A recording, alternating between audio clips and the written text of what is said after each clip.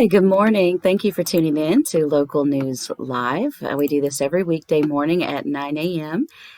We read articles from the Acadiana Advocate, local and state news, and we even slide in some fun stuff like this day in history and the horoscopes, and we even will cover funerals and obituaries later on, as well as public service announcements. I'm Mandy Ayo. I'm going to be your reader for this morning.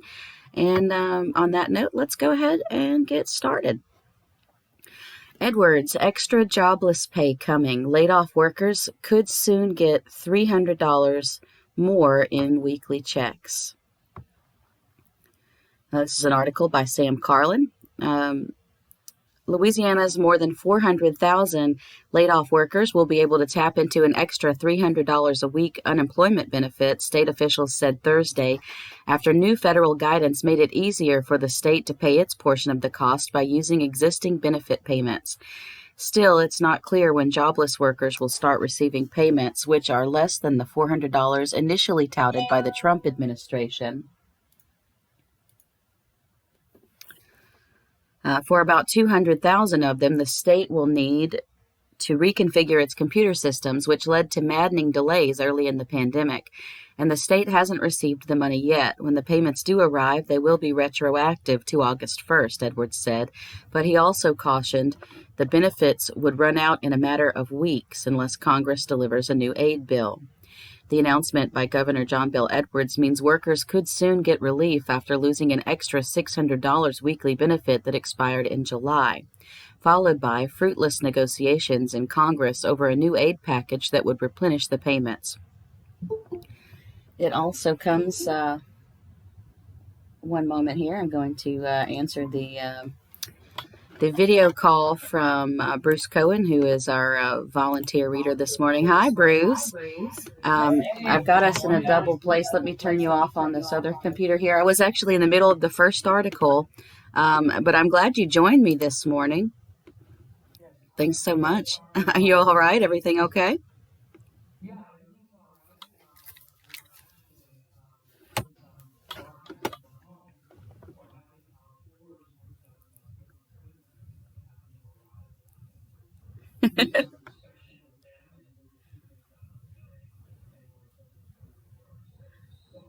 Oh, fun. You've had a busy morning.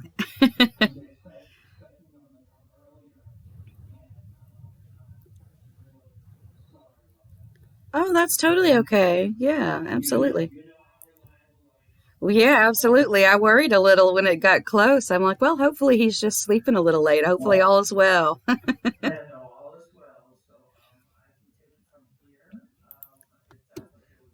Sure.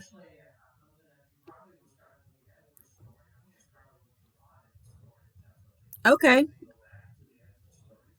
Sure. Sounds good. I will turn it over to you and you shall take it away, sir. Thank you so much. Sounds great. Thank you, Bruce.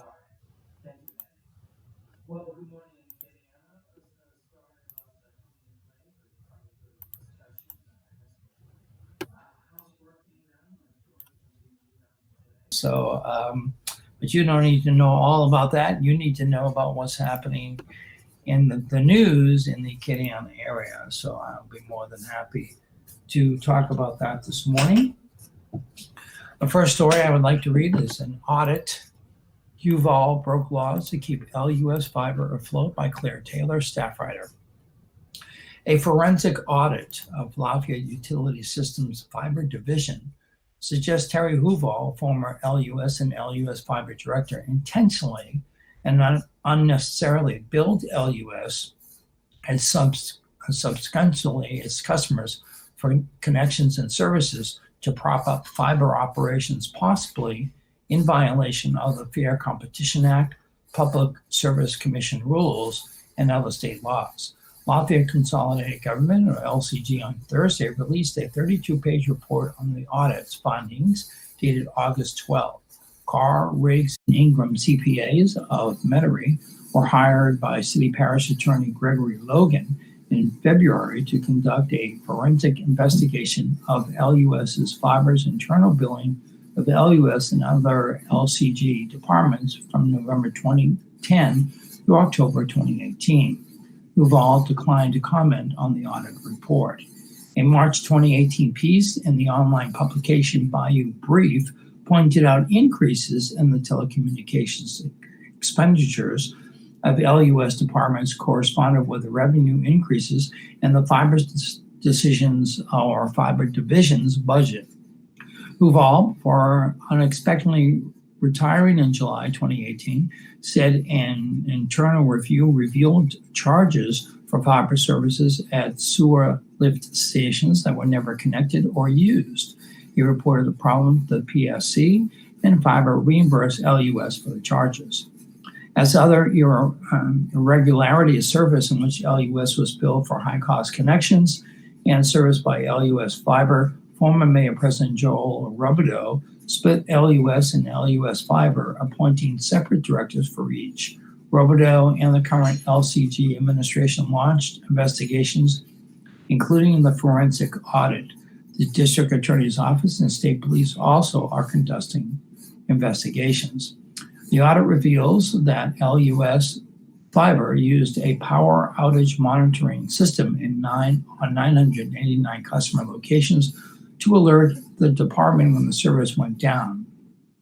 Rouge said the service could benefit the electric division too, but 2,585 of the 3,574 customers, and that's at 27.7%, weren't hooked up to the service. The auditors state that according to internal emails, Rouge initially priced the service to LUS at $15 a month, but it quickly raised that to $25 per month after learning only 989 taps were covered. In a final version of Rouge's email on November 15, 2010, the report states he set the monthly charge from LUS to LUS Electrical Division at $20,145 based on the cost savings to customers from pinpointing the location of an outage quicker with the monitoring system. The savings, however, was based on a report by the Lafayette Economic Development Authority, or LEDA, looking at how much customers would be willing to pay to avoid a 72-hour blackout like the one occurred in the Northeast in 2003. The LEDA report was based on an unrealistic hour-long blackout of the entire LUS electrical system, while most outages are small, isolated events that are much shorter than an hour, the auditor stated. In July 2011, when Rouge suggested increasing the monitoring services costs billed to LUS to $704,693, or $693, based on a study of savings in Tennessee, an LCG accountant notified Rouge that he had to use the full cost accounting methodology to calculate the billing amount per PSC rules because it was a cost to an affiliated department. In an email the next morning to an attorney for LUS on PSC issues, Rouge reveals the LCG's accountant's email may throw water on our aspirations for this to become a significant LUS Fiber revenue source.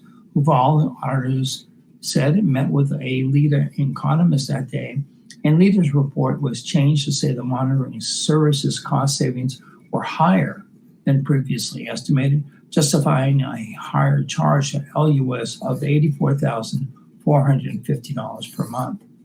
In 2013, LUS implemented a smart meter program that identified electrical outages immediately on every meter, rendering the monitoring system unnecessary.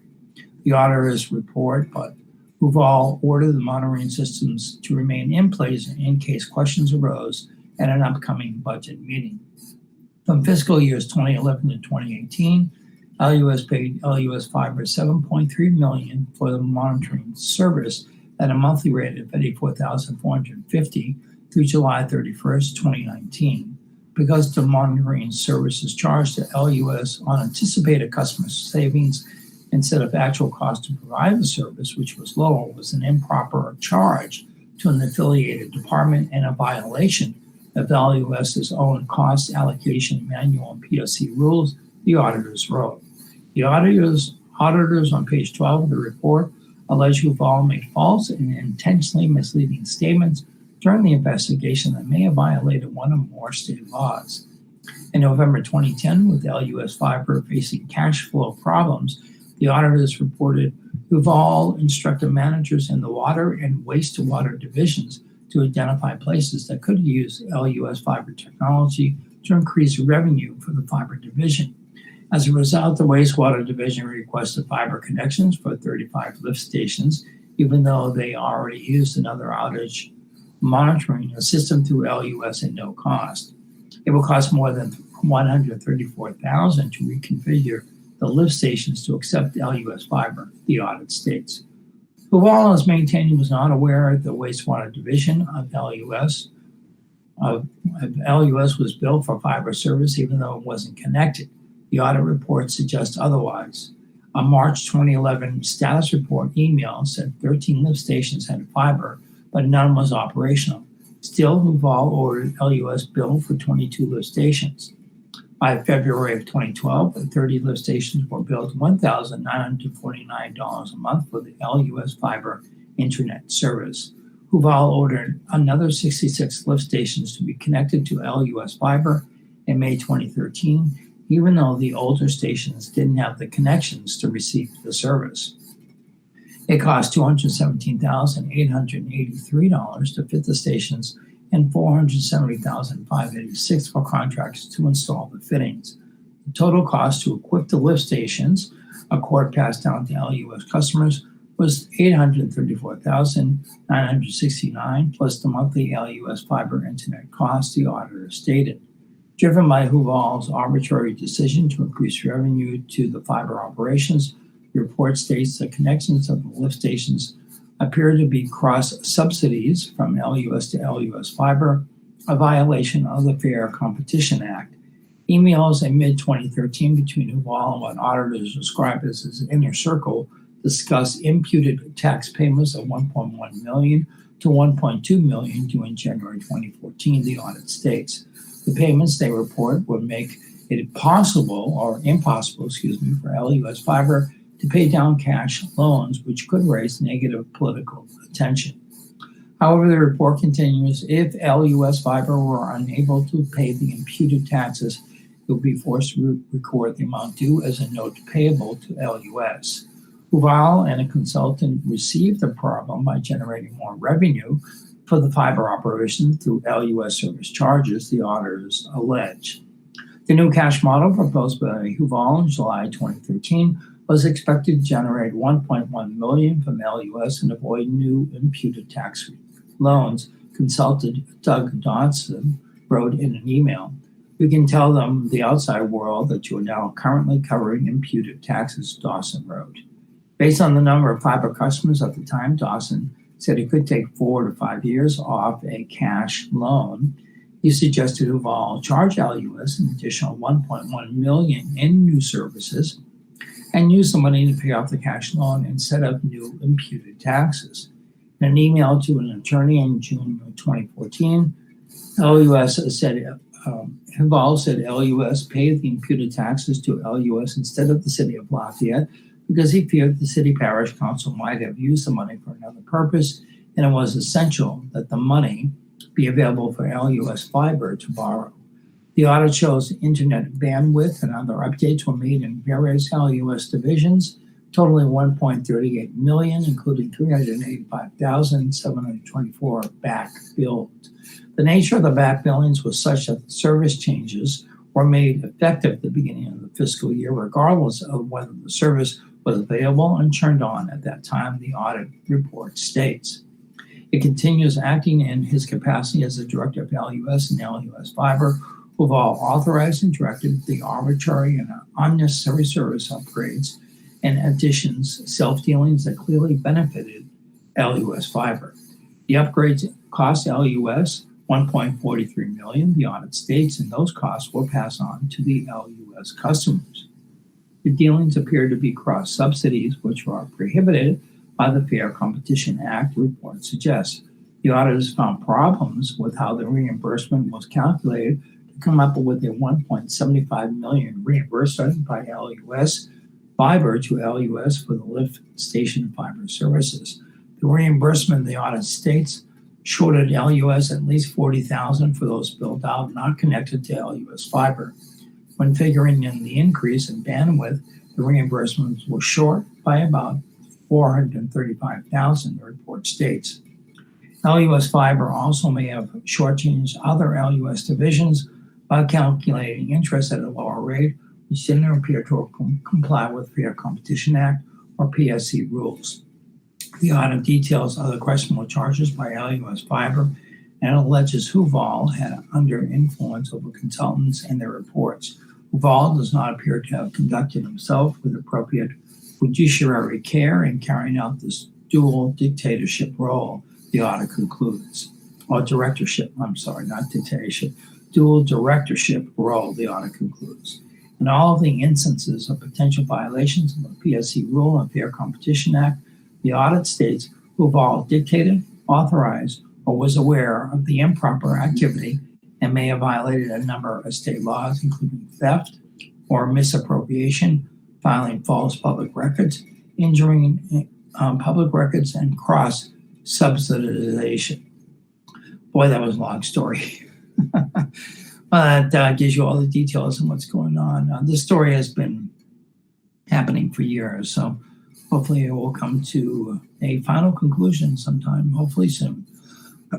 Excuse me, especially since there's now a full page, a full report, audit report on what happened and what occurred during the time that Huval was leading LUS and LUS Fiber. Okay, moving on to other news stories in the area. Well, before that, let's read one public service announcement. The annual Tour de Life Blood Drive. Joy by Talent for the annual Tour de Life Blood Drive event. We're touring Acadiana August 17th through the 22nd, giving everyone the chance to transform lives. The coronavirus I've said it so many times, it's not coming out of my mouth this morning. The coronavirus, there we go, pandemic has brought to light the vital importance of ongoing blood donations. All blood types are important and are needed for patient care in our area hospitals we serve. Donate August 17th through 22nd at the Vitalent Donation Center located at 1503 Bertrand Drive in Lafayette, or one of the many locations throughout Acadiana, which can be found at vitalent.org/tour-de-life. All donors receive a t-shirt and while supplies last. All successful blood donations can be tested for antibodies to SARS-CoV-2, the coronavirus that causes COVID-19. For more information, please visit vitalent.org/antibody test. If you have recovered from COVID-19, have been at least 28 days symptom-free, and are interested in donating convalescent plasma, please visit vitalent.org/COVID-free. In order to be effectively uphold social distancing standards, appointments are strongly encouraged. Face coverings are required for all donors and staff. Please come to your donation with a face covering that covers both your nose and mouth. Okay, turning back into the news. New data hints at coronavirus progress. Caseloads remain high, but some improvements seen by Ben Meyer, staff writer. A lighter coronavirus caseload in Acadiana on Thursday could bode well for the region resuming its progress and quashing our horrendous summer case spike. Rolling 7-day caseloads in Region 4 peaked in late July, showed sharp declines in the first week of August, and then remained flat for several days. The weekly caseloads have again showed declines the last 3 days, but those accumulations include a day, August 10th, with extraordinary low cases by recent standards. Still, the lower daily case counts this week have been coupled with a nudge upward in test volumes. As a result, cases or a percentage of tests have shown strong improvement on a day-to-day basis the last 3 days, which do not include August 10th. The number of newly reported cases has been less than 6% of new tests the last 3 days. If that keeps up through next week, it could mean Acadiana has resumed its progress. Day-to-day case and test comparisons are less stable than the weekly total, on a given day compared with the same day on the previous week, but any rolling weekly metric involving test volume is difficult to gauge through the end of the week, since August 4th totals were highly inflated by old results. When the Louisiana Department of Health has not noted any testing anomalies since then, it remains possible to compare the 7-day testing total to any day of the last week. Perhaps a clearer sign of progress is the continued decline in net hospitalizations for COVID-19. There were 207 inpatients on Wednesday, marking a net decrease of 38 from August 5th. Regional hospitalization data has not been updated Thursday as of 2:15 p.m., while the number of inpatients on Thursday marked a 32% decline since the peak a little more than 3 weeks ago. It remained about 4 times the number on June 13th. There have been 91 coronavirus deaths in the Severn Parish region over the past 2 weeks.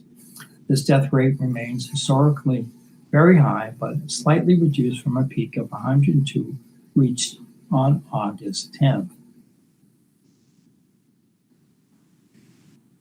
Staying with coronavirus news, cleaning products worried parents and teachers. Concerns voiced over disinfectant used to kill coronavirus, staff report.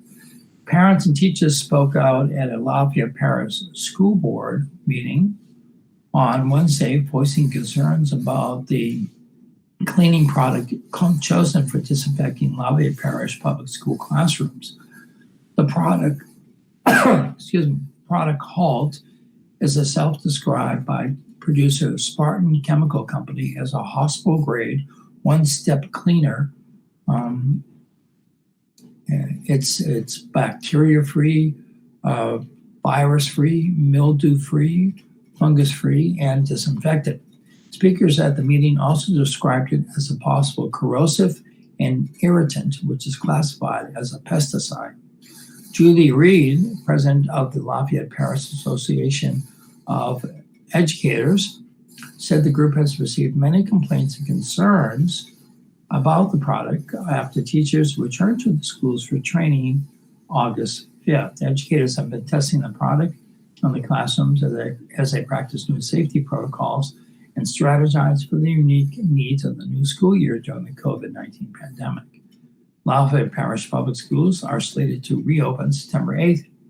Using a hybrid learning model, students will be split into A and B groups and spend 2 to 3 days in the face-to-face classes, with the rest of the week spent learning at home virtually. The educators' concerns are twofold. First, the product may be unsafe if it's used in the presence of children, and 2, the teachers will not have adequate time to effectively use the product to kill novel coronavirus pesticides on used desks and other high-touch services between class changes, Reed said. Spartan Chemicals said in FSC guidelines on the manufacturer's website, the product should remain wet on the desired surface for 10 minutes to effectively disinfect surfaces. Extended cleaning times may be possible for elementary teachers who will manage a stagnant group of students, but will be challenging for teachers at middle and high schools who have 5 minutes between classes to adequately clean their classroom areas while juggling student oversight. Nick Rickard, a physics and chemistry teacher at Lafayette High, said guidelines suggest high-touch surfaces in the classroom be wiped down before and after each group cycles into the classroom. Rickard said on a typical day that would require at least 4 cleanings in his classroom. I've timed it. I'm a scientist. I run tests. It takes me 4 minutes to wipe down my tables and lab stations. I don't even try the chairs. Who's watching my students? Am I in charge of sanitation, or I am in charge of watching my students in the hallway, as is stated in our teacher non-negotiables, Riker said. Teacher Michelle Broussard said she was exposed to the cleaner while setting up her classroom and experienced an allergic reaction to it. She says she broke out along her ankle and leg after the cleaner was used in their classroom. Broussard said she was worried about children, including her grandchildren, who will be in classrooms with the presence of HALT being sprayed because we don't have the necessary 10 minutes that's going to take for it to dry in between classes. The cleaner was chosen because it is readily available and economical, LPSS Director of Planning and Facilities Kyle Bordelon said.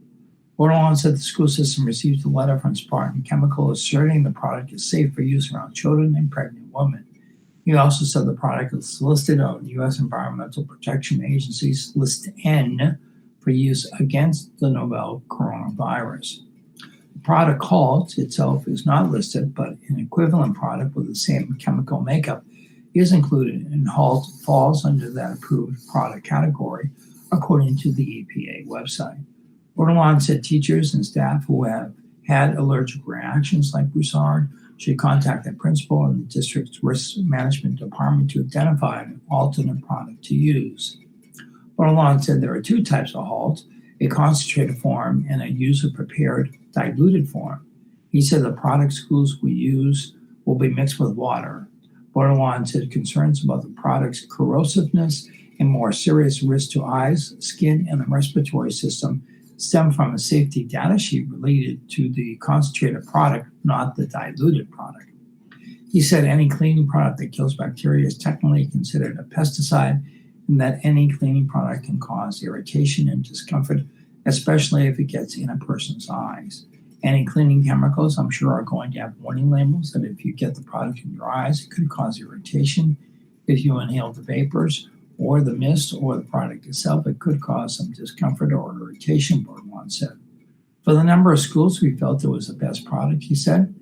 Jennifer Gardner, Chief Administrative Officer for the Lafayette Parish School System, said the district's janitorial staff have been trained in the safe use of the product and will be mixing all diluted cleaning mixtures for teachers and other staff to use.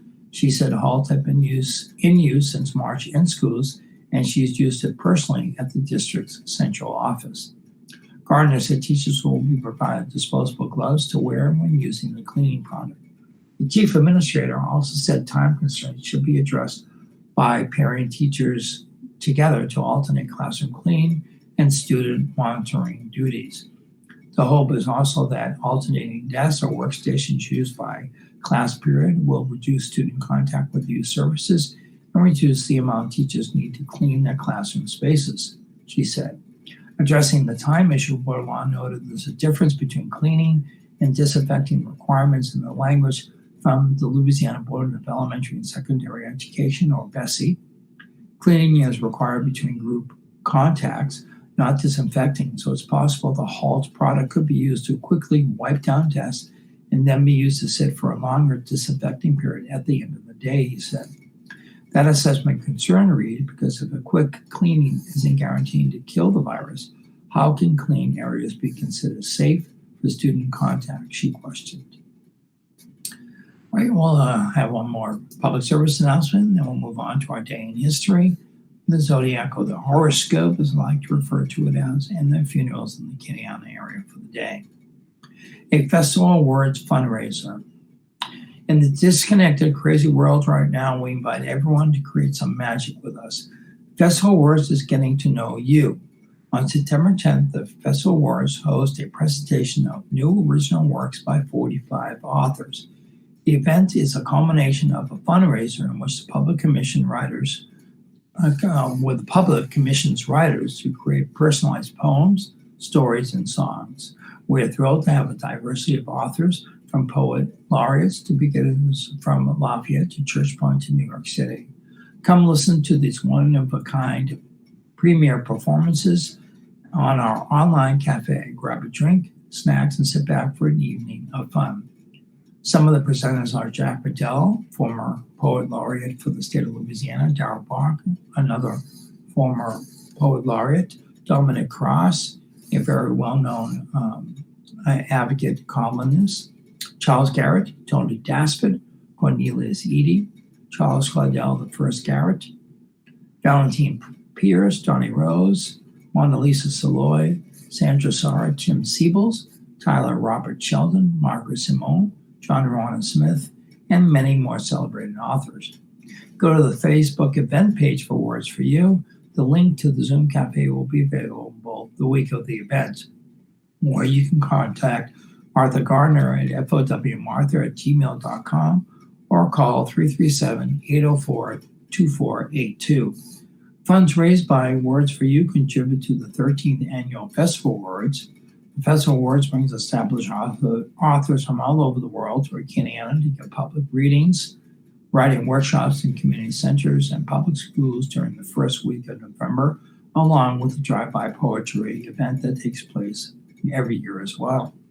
These funds will help to ensure the continued expansion and success of these programs. This year's festival will be virtual and will feature graphic memoirist Robin Ha, award-winning poet Erica Mintner, and Louisiana Poet Laureate John Warner Smith. All right, we'll get back into the news and we'll go to the day in history. Today is a Friday, August 14th, the 227th day of 2020.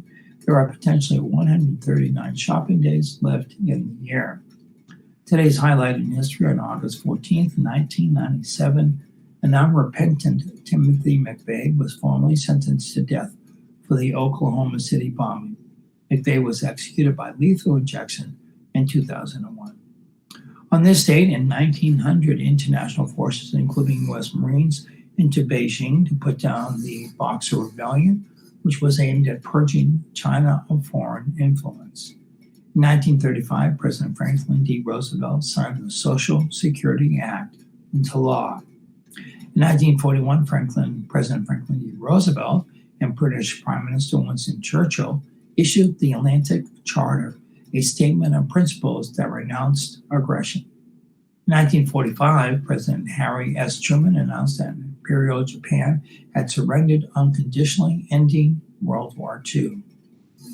In 1948, the Summer Olympics in London ended. They were the first Olympic Games held since 1936. In 1973, U.S. bombing of Cambodia came to a halt. In 1980, workers went on strike at the Lenin shipyard in Gdansk, Poland, in a job action that resulted in creation of the Solidarity Labor Movement. In 1992, the White House announced that the Pentagon would begin emergency airlifts of food to Somalia to alleviate mass deaths by starvation. 1995, Shannon Faulkner officially became the first female cadet in the history of the Citadel, South Carolina State Military College. However, Faulkner quit the school less than a week later, citing the stress of her court fight and her isolation among the male cadets. Also on this date in 2009, Charles Manson follower Lynette Squeaky Fromm, 60 years old, convicted of trying to assassinate President Gerald Ford in 1975, was released from a Texas prison hospital after more than 3 decades behind bars. And in 2018, a highway bridge collapsed in the Italian city of Genoa during a storm, sending vehicles plunging nearly 150 feet and leaving 43 people dead. 10 years ago, a day after weighing in on the issue, President Barack Obama repeated that Muslims had the right to build a mosque near New York Ground Zero, but said he was not commenting on the wisdom of such a choice. 5 years ago, the Stars and Stripes rose over the newly reopened U.S. Embassy in Cuba after a half a century of often hostile relations. U.S. Secretary of State John Kerry celebrated the day, but also made an extraordinary nationally broadcast call for democratic change on the island. 1 year ago, thousands of people packed into a baseball stadium in El Paso, Texas, to mourn the 22 victims of a shooting at a Walmart by a man who told police that he was targeting Mexicans. Today's birthday, Broadway lyricist Lee Adams from Bye Bye Birdie fame is 96 years old. College football Hall of Famer John Brody, 85. Rock singer David Crosby from Crosby, Stills and Nash fame and from solo fame is 79 years old. Country singer Connie Smith, 79. Comedian actor Steve Martin, 75. Movie director Wim Wenders, 75. Actor Antonio Fargas is 74. Singing musician Larry Graham is 74. And the zodiac or the horoscope today, Leos. Converse with people who share your beliefs. If you show potential and that you are reliable, someone will offer support. Don't settle for less than what you want. Virgo, refuse to let your emotions take the reins. Common sense and practicality will save you from making a mistake. Let go of the past and concentrate on making your future bright. Libra, make plans to do something special with someone who brings out the best in you. Taking a healthy approach to life will make you feel good. Distance yourself from negative, demanding individuals. Scorpio, learn from observation and experience. A romantic gesture will enhance your life and encourage you to carry out a promise. Attack projects with determination and finesse. Sagittarius, honesty, communication, and commitment will help solve a personal problem. Compromise will bring you closer to a lifestyle that offers peace of mind, contentment, and a better future. Capricorn, take a load off your mind with directly addressing financial or contractual matters. Lay your cards on the table and find out where others stand on important issues. Aquarius, touch base with someone who always lifts your spirits. Dealing with children will lead to an awakening that will bring about a positive change. A discussion will bring you closer to a loved one. Pisces, mix the old with the new. The people you associate with will affect the way your day unfolds. Avoid indulgent situations and embrace a healthy lifestyle. Romance is favored. Aries, keep your emotions under control. An intelligent and practical approach to getting things done will help you reach your goal. Don't let an emotional incident ruin your day or plans. Taurus, consider what will make you happy, content, and ready to get on with your life. Be forgiving of others as well as yourself and look for the good in all things. Romance is on the rise and you get 4 stars. Gemini, figure out who is trustworthy and who isn't before you pick sides or get involved in a new project. If something doesn't feel right, ask questions. And finally, Cancer.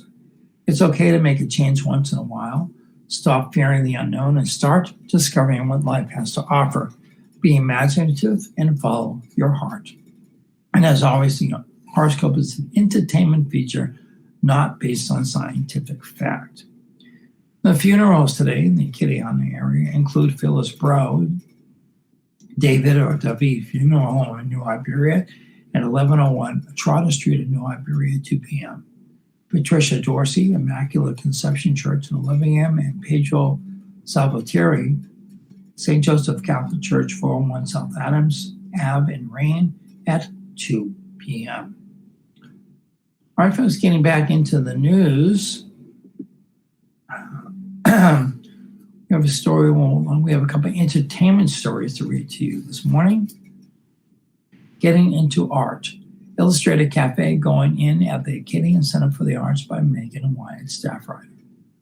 Stepping into the Illustrated Cafe going in at the Acadian Center for the Arts, or the ACA, is a bit like stepping into the mind of Aileen Bennett.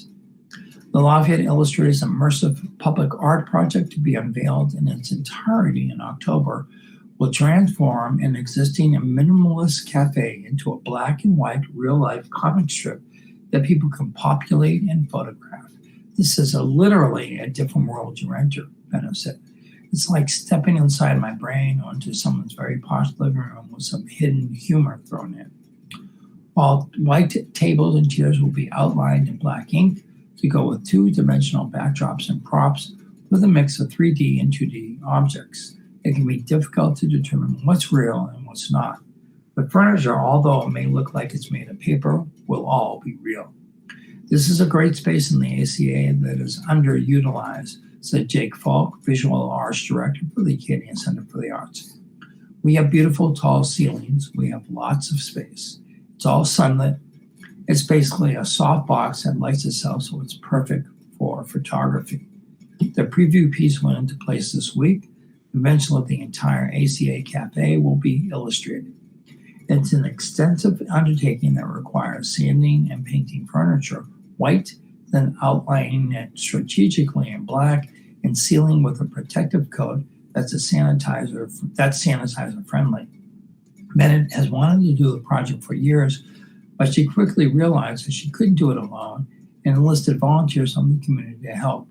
They correct me if I call it my project, Bennett said with a laugh. It's now their project. It blew me away that there's like 100 people who are desperate to come and sand things and paint and donate. Funded in part through an Art Spark grant, the Illustrated Cafe could also bring attention to the downtown arts hub at a time when foot traffic has declined significantly in the area due to the pandemic. It will be a different kind of tourist spot than most in Cajun country, attracting those in search of something quirky and a little social media clout. It's not Cajun, Bennett said. It's just creative.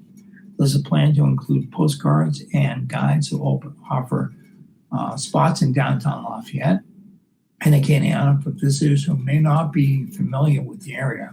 So many of the cultural activities we have are really time limited, said Sam Oliver, Executive Director of the Acadian Center for the Arts. There are festival or weekend events, so this can be helpful when you get a person who's just coming through town and doesn't really have a good guide for what to do and where to go and how to participate. The public exhibit will be in place from October through January. Afterward, the Illustrated Cafe could find a new home somewhere else because the project doesn't belong to Bennett or the ACA. At the end of the day, it belonged to the community. People have been stepping forward and adding their ideas, Bennett said, and I'm so glad that they feel like they can because creativity is not great in a vacuum. Okay, turning to other entertainment news in the area, fall cameras begin to roll again in Louisiana after coronavirus shutdown restrictions apply. An article by Kristen Mossbrucker, first published on The Advocate August 8th of this year. Cameras are starting to roll again in Louisiana with pent-up demand for movies and TV programming emerging out of the coronavirus pandemic that shuttered show business in mid-March and made shut-ins of content-hungry fans. Much of the initial work is likely to be on stage. Sets in studios for location-based filming is around the corner. Many of the location shots will be outdoors rather than in close quarters indoors, and where the movies and programs are shot will be under strict state and local safety guidelines as long as the coronavirus is still a threat.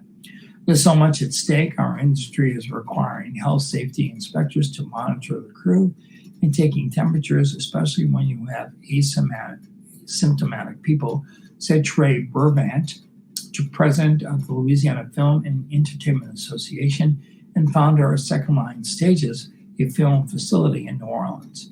If your lead actor goes down, you're toast. Actors are taking big risks to walk out on the set and perform.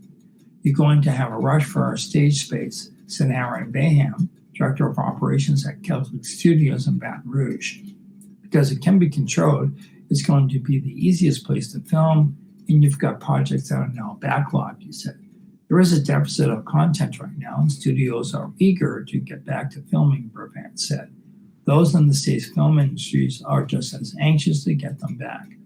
Last year, Louisiana certified $538.5 million in spending from film and television production activity across the state, with $167.5 million going to payroll.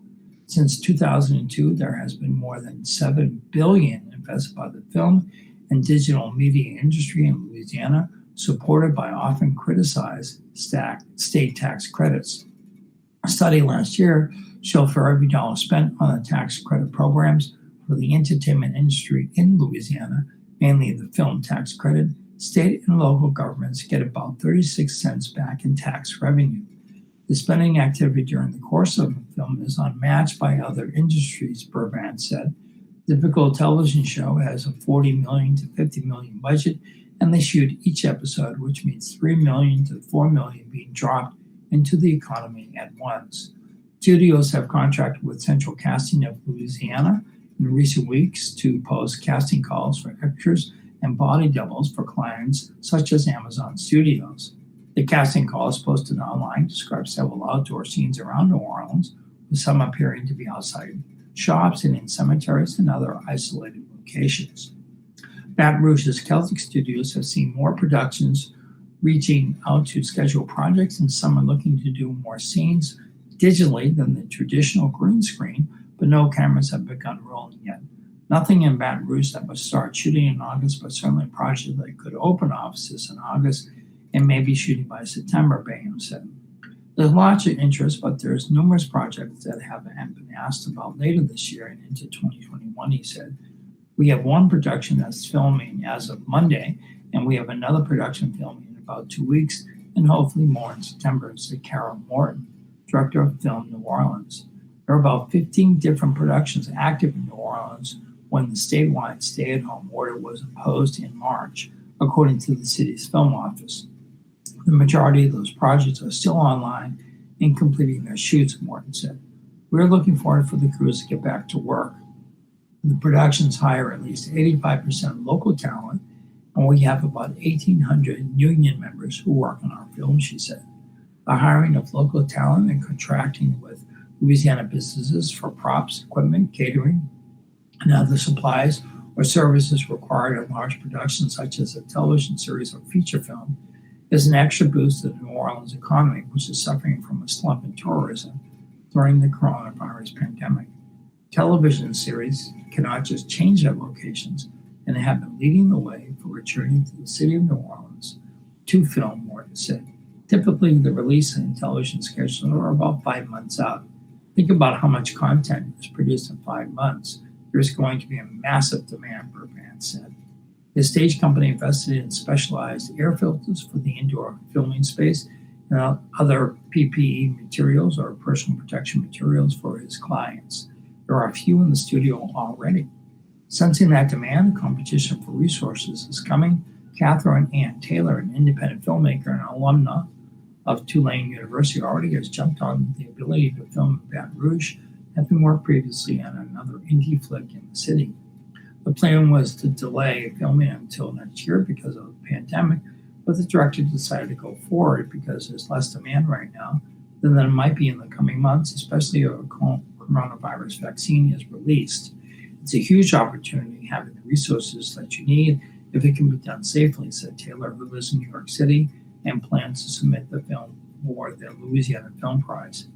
Our short film took about 2 weeks in pre-production and was shot over a weekend outside Henry Turner Jr.'s listening room in North Baton Rouge.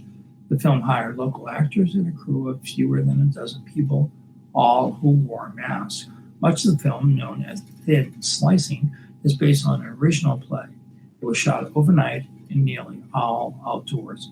The short film is about a man and a woman who are arguing outside a bar and realize after sharing vulnerable details about their lives that they actually have feelings for each other.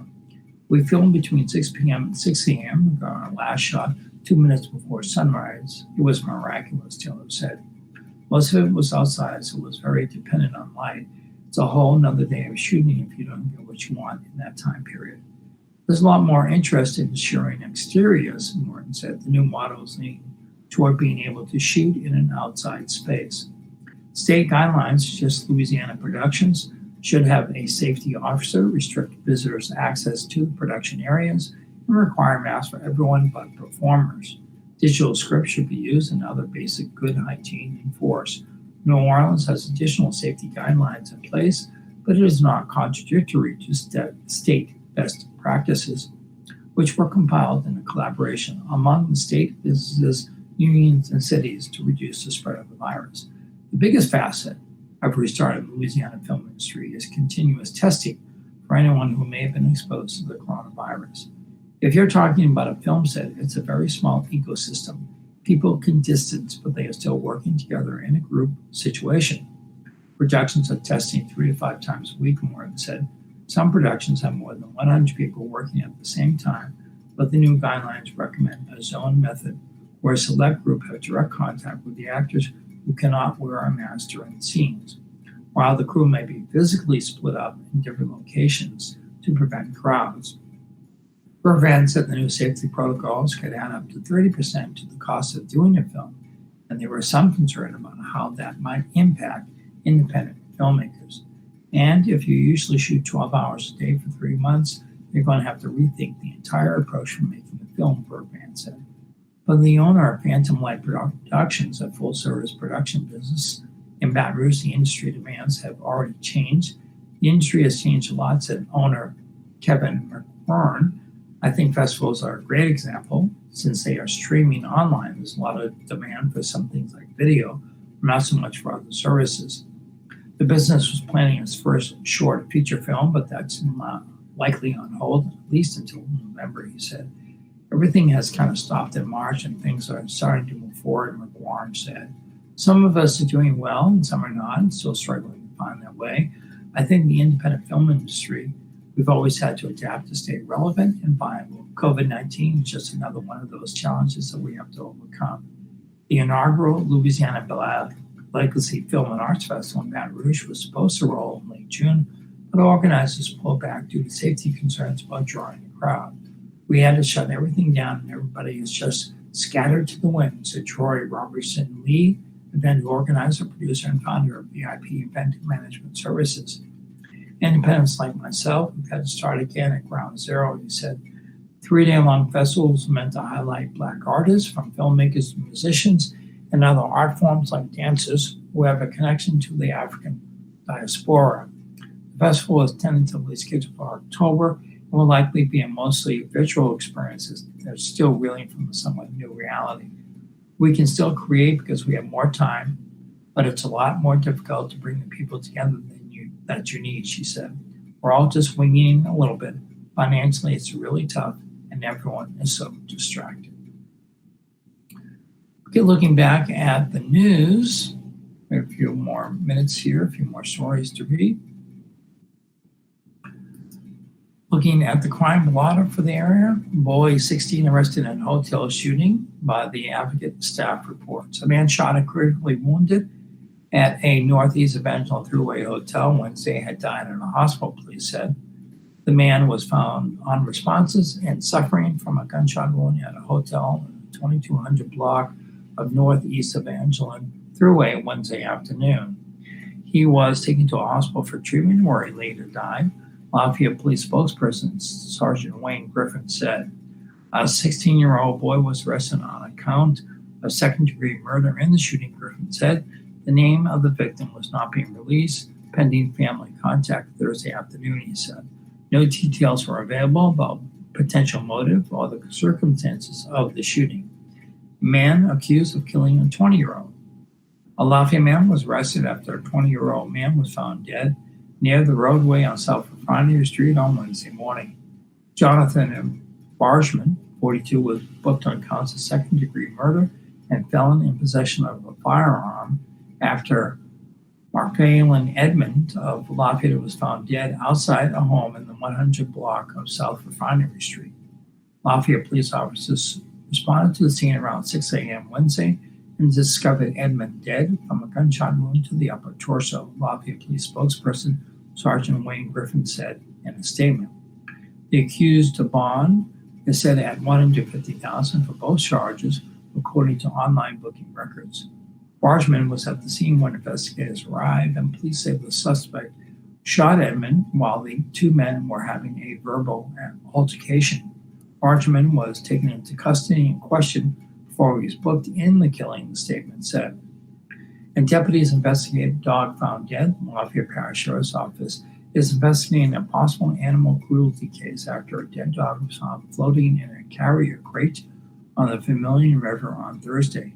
Deputies were dispatched to a call about an animal crate seen floating down the Vermilion River on Thursday afternoon and found the dead dog believed to be a 1 to 2-year-old pit bull inside the locked crate. The crate was found near Beaver Brook Park in Lafayette. The Lafayette Parish Sheriff's Office said in a post on Facebook. Anyone with information about the incident who has knowledge of a missing dog matching deputies' descriptions has to call the Lafayette Parish Sheriff's Office at 337-232-9211. And looking at sports, Cajuns' quest to play 12 teams now leans on scheduling home games by Kevin Foote, staff writer and sports writer for The Advocate. UL's musical chairs of the 2020 football schedule got even more fluid Thursday.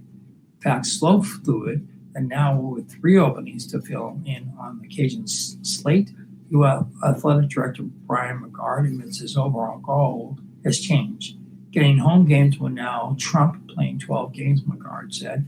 Getting road games isn't a problem. I can make 2 phone calls right now and get 2 road games. We need home games.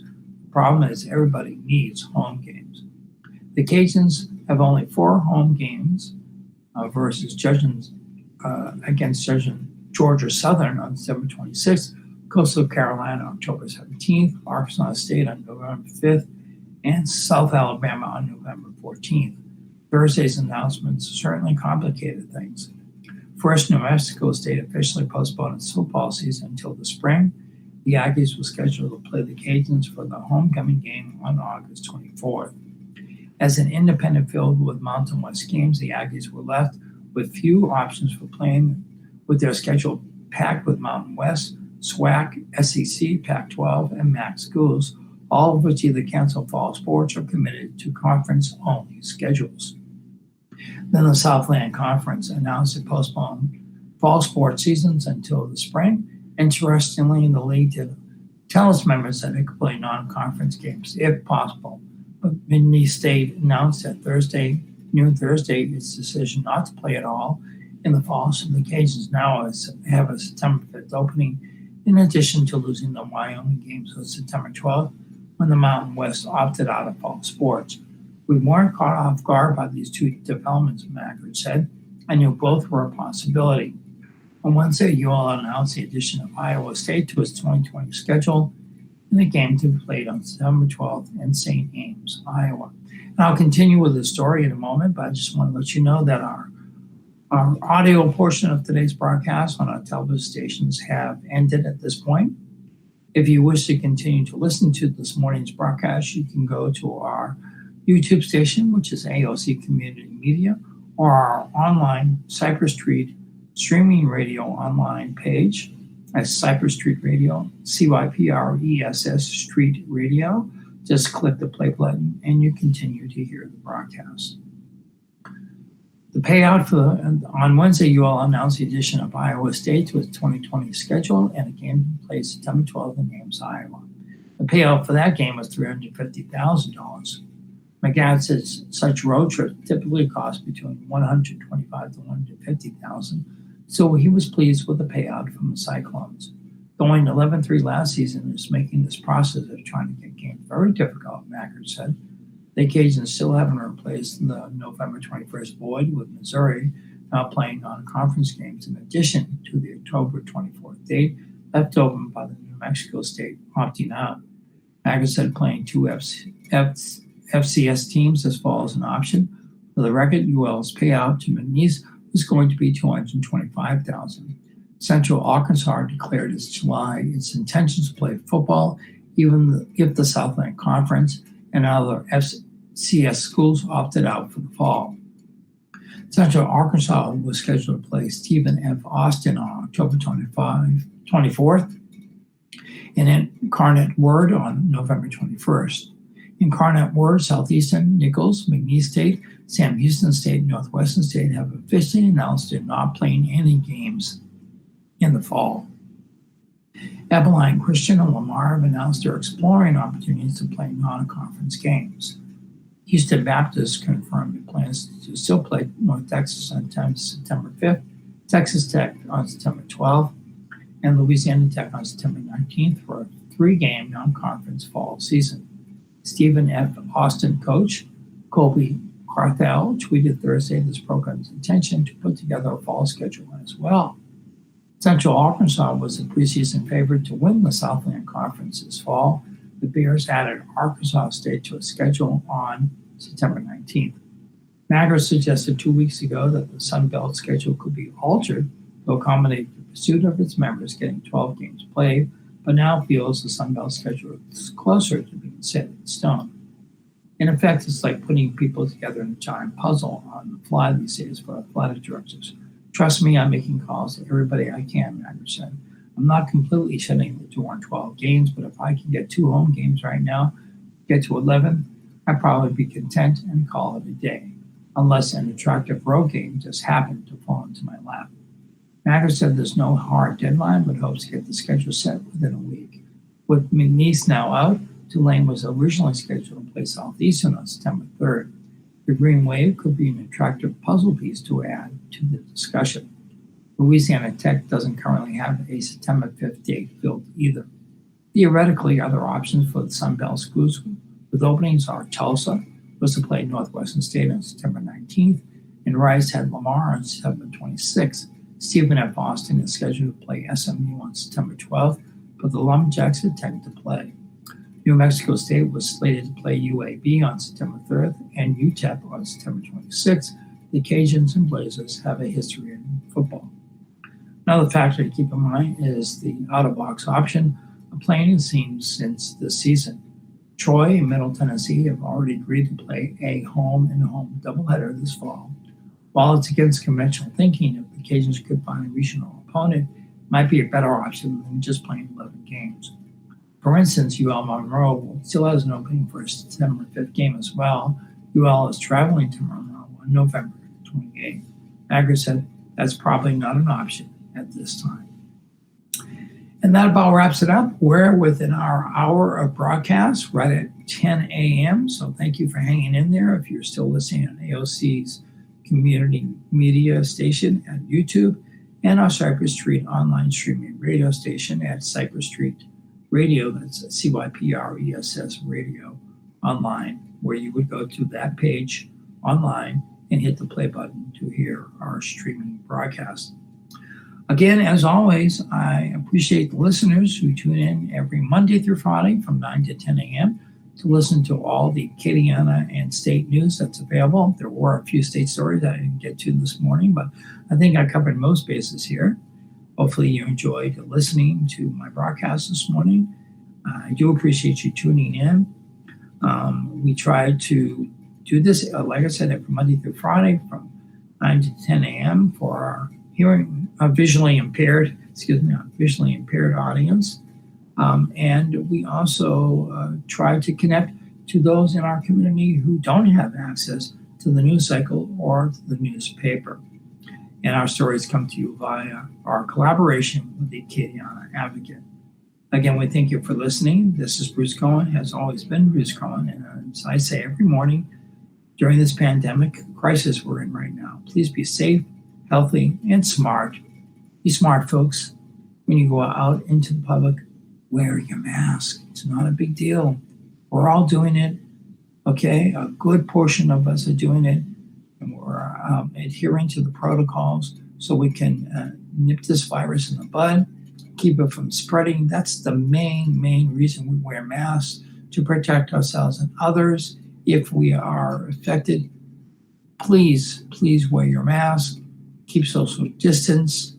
Now they're saying anywhere between 6 and 16 feet is problematic for people who are affected with it. Please keep your distance and wear your mask and be safe. And as always, be kind to each other. Have a great weekend. We'll see you again Monday morning at 9 a.m.